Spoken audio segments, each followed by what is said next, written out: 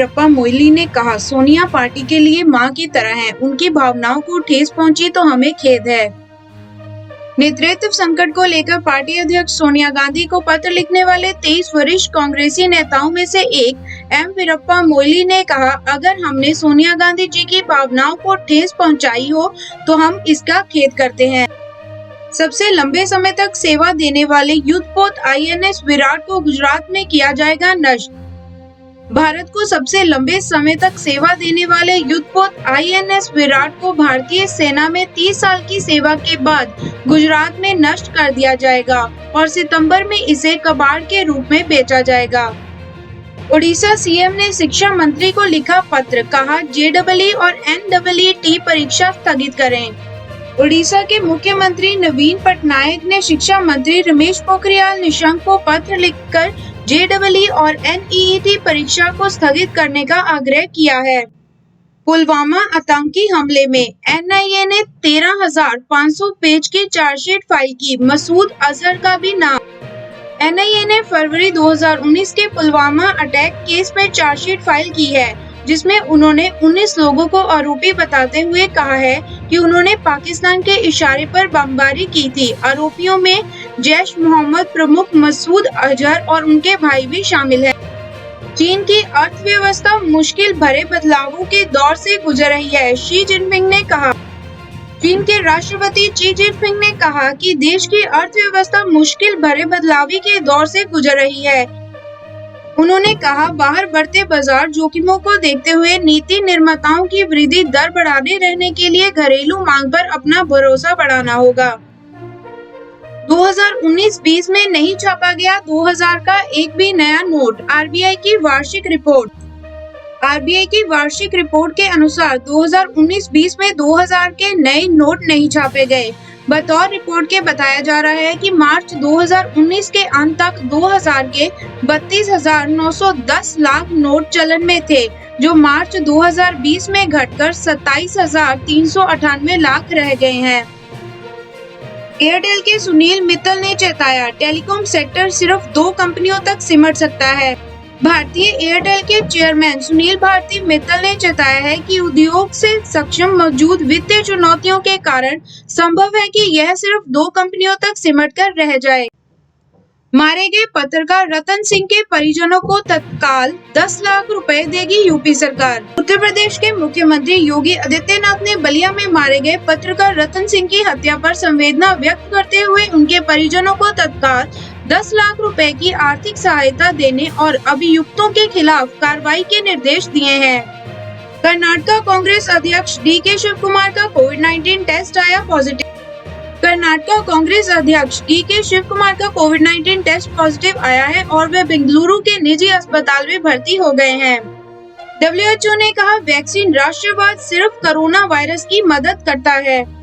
WHO के महानिदेशक ने कहा कि वैक्सीन राष्ट्रवाद सिर्फ कोरोना वायरस की मदद करता है और इससे वैक्सीन के दाम भी बढ़ सकते हैं। मास्क ना पहनने वाले गैर जिम्मेदार लोग भारत में कोविड-19 महामारी फैला रहे हैं।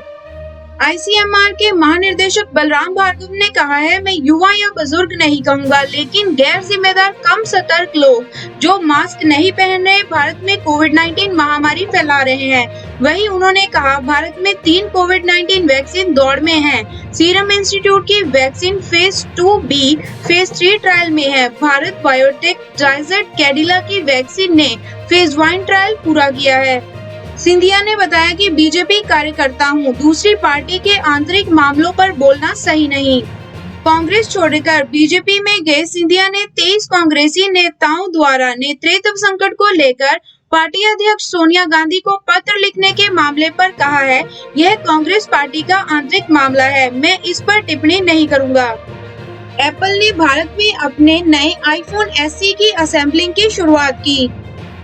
एप्पल ने भारत में 42,500 रुपए की शुरुआती कीमत वाले अपने नए iPhone SE को असेंबल करना शुरू कर दिया है। जानिए भारत में कोरोना के कारण 58,000 से अधिक हुई मौतों में किस आयु वर्ग के कितने फीसदी लोग हैं।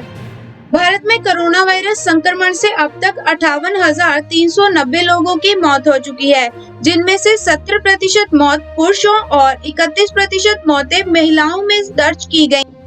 कुल मौतों में से 36% मौतें 45 से 60 उम्र वालों में हैं, जबकि 51% मौतें 60 साल के ऊपर वाले आयु वर्ग में हुई हैं। इसके अलावा 11% मौतें 26 से 44 आयु वर्ग में हुई हैं। अनूप सोनी ने कहा, नेपोटिज्म और इनसाइडर आउटसाइडर पर बहस करना समय की बर्बादी है।